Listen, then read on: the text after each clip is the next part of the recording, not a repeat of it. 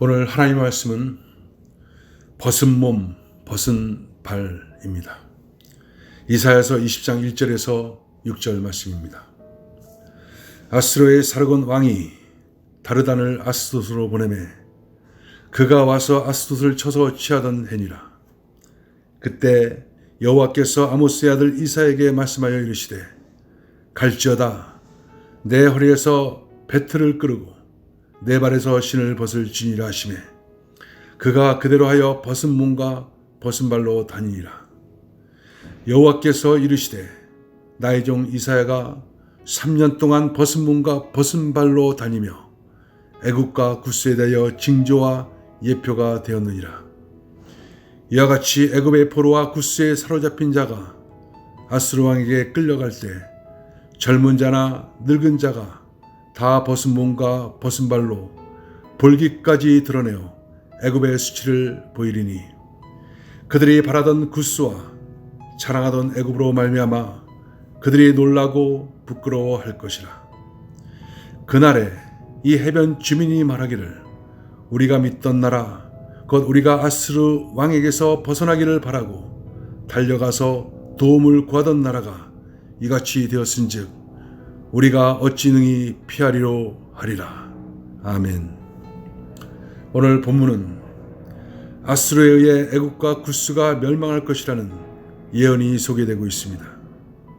아스루의 사로곤 왕이 다르단이라고 하는 군대 장관을 블레셋의 아스돗 성읍으로 보냅니다. 아스돗은 애굽으로 통하는 요충지로서 애굽을 장악하기 위한 전초 기지였습니다. 그때 하나님께서 이사야 선지자에게 참으로 기이한 명령을 하십니다. 2절 말씀에 보면 그때 여호와께서 아모스의 아들 이사야에게 말씀하여 이르시되 갈지어다 내 허리에서 배를 끄르고 내 발에서 신을 벗을지니라 하시매 그가 그대로 하여 벗은 몸과 벗은 발로 다니니라. 3년 동안 허리에서 배를 끄르고 신을 벗고 다니라는 것입니다. 이사야 선지자는 하나님의 명령에 순종하여 벗은 몸과 벗은 발로 예루살렘 거리를 다닙니다. 이 모습은 충격적인 모습이었습니다. 그러면 왜 하나님께서는 이사야에게 이런 모습을 명령했는가? 오늘 3절 말씀에 여호와께서 이르시되 나의 종 이사야가 3년 동안 벗은 몸과 벗은 발로 다니며 애굽과 구스에 대하여 징조와 예표가 되었느니라. 이것은 애굽과 구스에 대한 징조와 예표입니다. 애굽과 구스가 아수르의 패 수치를 당하고 젊은이나 늙은이나 할 것 없이 엉덩이까지 드러낸 채 알몸과 맨발로 포로로 끌려갈 것을 이사야 행동을 통해서 예언한 것입니다. 실제로 이 예언은 40년이 지난 후에 아스루 왕 에살 하돈 시대에 온전히 성취가 됩니다. 그러면 왜 이렇게 하나님은 이사야 선지자에게 이러한 파격적인 행위를 시켰을까?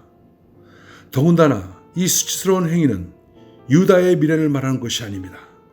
이방 나라인 애굽과 구스의 미래를 예언하는 행위입니다. 이방 나라의 일을 유다의 선지자를 통해 유다 사람에게 말씀하는 이유는 무엇일까? 그 이유가 본문에 나와 있습니다.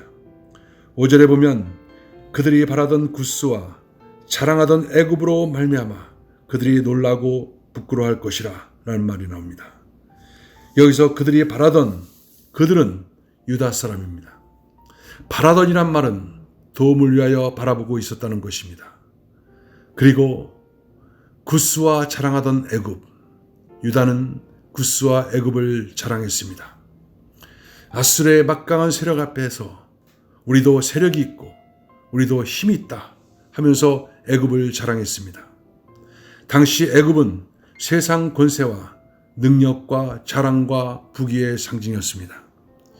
유다 백성들은 애굽을 선망의 대상으로 삼았고 의지했습니다. 그런데 오히려 애굽과 구스를 자랑하던 일이 놀랍고 부끄러운 일이 된다는 것입니다.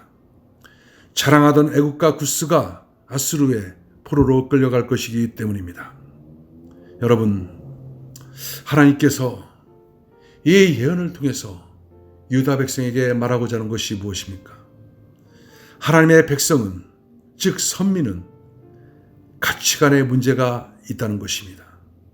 하나님의 자녀는 무엇을 자랑거리로 삼고 어떤 가치관을 갖고 살아야 하는 것입니다. 하나님이 아닌 다른 것을 자랑거리로 삼으면 그 자랑거리가 오히려 부끄러운 일이 된다는 것을 말씀하고 있는 것입니다. 6절에 보면 믿었던 구스와 애굽이 망하자 유다 백성들이 허탈해하는 내용이 나옵니다. 하나님은 이것을 통해서 세상 나라는 신뢰하고 의지할 수 없는 존재임을 깨닫게 한 것입니다. 여러분, 우리는 무엇을 의지하고 무엇을 기대하고 있습니까? 무엇을 가지고 있기 때문에 그것을 자랑거리로 여기고 있습니까?